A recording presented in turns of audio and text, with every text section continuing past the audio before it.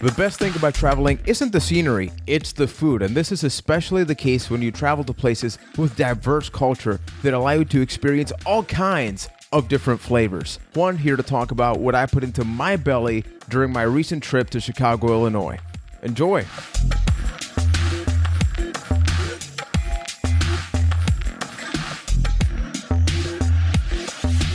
After a 5-hour flight from Puerto Rico to Chicago, I was very excited to find out that Giordano's Pizza, a place that I had wanted to go to for years, was actually just a few minutes away from Midway Airport because I was starving and I could not wait to eat with my family. We ordered their appetizer platter, which had all sorts of things, including mozzarella triangles and boneless wings. When it comes to the triangles, they were pretty good and flavorful, but they definitely could have had more cheese inside of them. Some of them, they just had the cheese in the corner, which I assumed because it was so hot, they just cornered themselves, but then the rest was hollow and left me a little bit disappointed. But that being said, they weren't greasy and they were extra crunchy.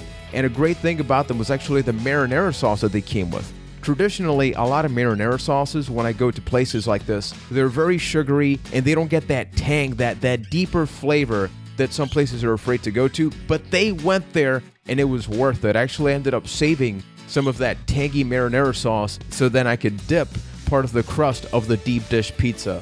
When it came to the boneless wings, they were pretty good, nothing too special. I definitely wouldn't recommend going to Giordano's just for the boneless wings. Now, I had never ever eaten a deep dish pizza and I was very skeptical at first because they have the sauce on top instead of the bottom, and it was very big, so I'm like, it's gonna end up being soggy, I'm not gonna end up liking it, but my concerns were quickly put to rest. We ended up going with a pepperoni and onions deep dish pizza, which had about a 40-minute wait time, and the waiter told us, but the waiter was pretty awesome, and we know going in that if you want something that's homemade with TLC, not tables, ladders, and chairs, you gotta have patience, you gotta wait, and the wait was definitely worth it. I mean, we're talking about the fact that the crust, which is a critical element of a pizza, was great. You could eat it on its own. It wasn't either soggy or overly crunchy. It was just right. It felt like a pizza pie that you could just take a part of that crust, consume it by itself, and it was very rich. It was very flavorful, and it held the pizza together perfectly. When you talk about cutting down the pizza, you definitely get a completely different flavor because you first have the layer of the sauce, and then you have the pepperoni, you have the cheese, you have the onions, everything else that's inside of it, and when you put that bad boy into your mouth, it is just a glorious moment that you never want it to end. Now, that being said, I can easily eat like a medium or a large size pizza almost by myself. I struggle to eat 2 slices of this deep dish pizza because it's so rich and overwhelming that at first you think to yourself, I think I can handle this. But if you're going either by yourself or with a loved one, a small group, definitely don't get anything above a medium-sized pizza because I don't recommend reheating any of this pizza if you're going to a hotel or something. And it is a very filling experience. And overall, I was very happy that I went to Giordano's Pizza. Now, because I traveled during Thanksgiving week, I had that Thanksgiving dinner, and I had everything. I had turkey, I had rice, I had beans, I had plenty of carbs, I had flan, I had baklava. Now, this is where things get really cool because I actually had 2 really unique experiences during this trip. The first one being at a Mexican bakery. Now, when you think about going to a bakery, usually it involves you going through a line. Ultimately, you end up paying at a counter. You wait for the item, then they give it to you, you eat it, and then you're good. But here, it is very different. They give you a pizza-sized tray, and you're the one that opens up the different doors to choose what you want. You get to walk around all of the baked goods, and at first, it can be a very overwhelming experience because, at least for me, my instinct was to get one of everything. Here's what I got. Oh, look at that. Here we have cream cheese puffs, I'm gonna call them. This is some carrot cake. I don't know if you can make that out because there's a carrot on it. I mean, it's not literally a carrot, but this is tastier than a traditional carrot. Then we have an apple tart, or apple empanada, I guess you could also call. Traditionally, I eat these like really warm. This is room temperature, but I'm gonna try that one out. And then we have another cream cheese pastry puff. Initially, I was going to try the apple treat, but the cream cheese one just looks so tempting. Look at them crumbs. Look at that crust. We had a deep dish pizza yesterday, and from this angle, this looks like a tiny deep dish pizza, I want to say. Let's try it out. It's like a tiny cheesecake that's not overly sugary, and some places overpower it with vanilla, with sugar, to the point where it just tastes like sugar. For that, have some cotton candy or something. But you can see that there. It's very soft. It's very spongy. If you see that, you can sort of tell. And the crust, it's not super hard, as you can see. Check out this bite. The second experience seemed pretty normal at first, but quickly changed.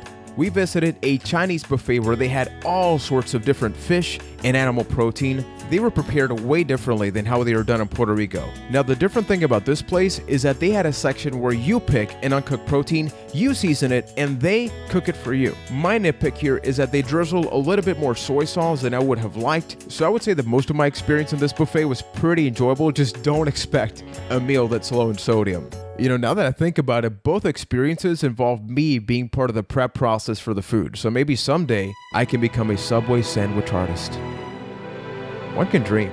A place we had to revisit was Boston Market, because whenever we travel, we try our hardest to seek one out because it's always good, and that gooey, creamy, thick mac and cheese never ceases to be delicious. Like previous times, it was great, and I hope that one day we get one of these bad boys in Puerto Rico, but I highly doubt that will ever happen. One of the most shocking differences we see whenever we travel are the prices of groceries. So here in Puerto Rico, a gallon of milk goes for around $6, whereas in Aldi's in Chicago, a gallon goes for less than $3. Just think about that price difference. Aldi's is actually a pretty cool place to go to because they always have really inexpensive items that are high quality. We actually bought some coffee flavored chocolate, some pesto mac and cheese, and some white cheddar mac and cheese.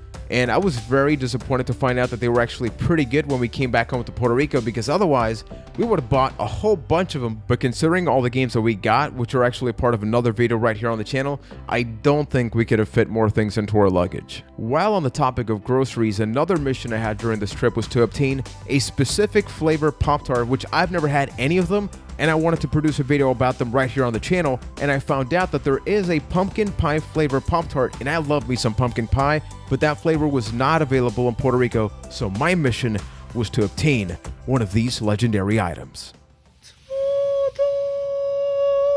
We went to JewelOsco, and there it was. Limited edition pumpkin pie flavored Pop Tarts. Now, at first, I was like super excited because I'm like, oh my god, there's only 2 boxes left. But then we turned left, and there were easily like 50 boxes. But we didn't just get that. There's not enough carbs. We also got hot fudge sundae Pop Tarts, which I didn't even know existed. I mean, is it actually going to taste like that with the ice cream, and then you get the chocolate swirls and the sprinkles? Maybe. And then this one is super interesting. Frosted hot chocolate mocha Dunkin' Donuts limited edition Pop Tart. So I don't know how that video is going to be shaping up. Whenever I actually get to consume all this Pop Tarts, I feel like I am going to die. And kind of related, we got some Abuelita hot chocolate Nestle tablet. These are tablets. Listen to that. This isn't just like powder, because I looked up over here, so you can see it is 1/4 tablet per serving, 100 calories.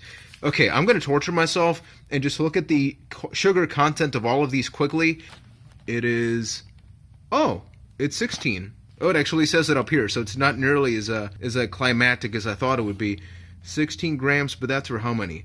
1 pastry, and each of these has like 2 sleeves, right? So this one has 14, and then the one with the highest amount of carbs. Oh my god, look at the amount of ingredients in this. Holy crap, this is heavy. Just listen to this. You can kill somebody with this, which I'm not suggesting anything, especially this granny, because that granny has also been through a lot. Friends of ours took us to the Galloping Ghost Arcade, which has over 600 arcade games, and it is truly a gamer's dream. We had an incredible time there, and I'll talk about that in its own video. But when we got hungry, they wanted to take us to Portillo's Hot Dogs, which sells way more than long meat on a bun. They had burgers, dessert, and a pretty cool layout that was based on what you wanted to eat. Do you want a burger or a hot dog? There's a line for that. What about a salad? There's a line for that, but that's not really where you want to be. I ended up getting a double bacon cheeseburger, and it was so greasy and so good. Even the tomato was very crunchy on the outside and very, very fresh. The fries were properly seasoned. Even the cheese on the bacon cheeseburger absorbed most of the fat from the meat for that added extra flavor. It was an awesome experience. We downed the dinner with a slice of chocolate cake, which I did not have room for. and it was good, though ultimately I regretted getting it. But we tried to go back to the arcade and walk it off, so I could burn at least 15 calories. Although we weren't in Chicago for as long as I'd like, our gastronomical experience was pretty great. Ideally, there are a lot of places that I would love to continue to go back and visit, but given how resilient I am with food, I would probably gain all the weight that I lost right back. So let's end this video with a fun question. So you have an entire map of America, of United States. Where would you like to travel just for the food alone? Let me know in the comments, as well as if you've gone to Chicago or you are from Chicago, which are your favorite places to grab a bite to eat. Some of the places that I love to go back and travel to include Seattle, Washington. I've gone there twice and I love their food. They support a lot of local ingredients. They have a lot of great donuts, custards, and it is just so good. Another place includes Texas. I've gone there a couple of times now, but for very little periods of time. Portland, Oregon is another place as well, but there are many other states that I've never gone to, and I know that they have a lot of great food to offer. So gang, if you like this video, definitely help support the channel with a big thumbs up, subscribe to the channel, and share all of the videos that I have coming up. Remember, we still have yet another video from my Chicago trip, and it is going to be about the Galloping Ghost Arcade 600 machines and counting. Make sure to follow those incredible people on social media, as well as myself, Epic JC, across everything, including right here on YouTube. Thank you for your continued support to help this channel grow. I want to make sure that everything that we do in 2018, including a game club, including chat on the Discord channel that we have at Press Pause. You can follow us on Twitch, twitch.tv/PressPauseTV. That's where my wife and myself stream all sorts of video games, retro, current, and even future iterations. So thank you, gang, for watching and supporting. Drop comments about suggestions for future videos, and never forget that the Chicago trip has almost come to a close, but the epic journey definitely continues. Thanks for watching, gang. Take care.